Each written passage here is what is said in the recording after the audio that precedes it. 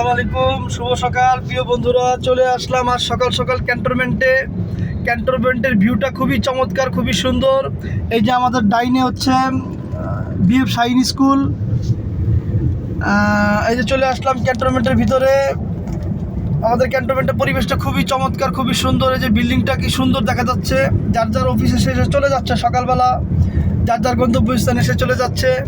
এই যে এয়ারফোর্সের head office, এটা চলে আসলাম দেখতে দেখতে, ঘুরতে ঘুরতে।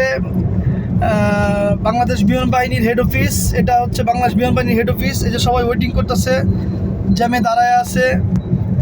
এই যে বিমান বাহিনীর ফাইটার বিমান। কি সুন্দর চমৎকার ভিউ ক্যান্টনমেন্টের, খুবই ভালো লাগে আমাদের কাছে। আসলে মনোমুগ্ধকর জায়গা একটা।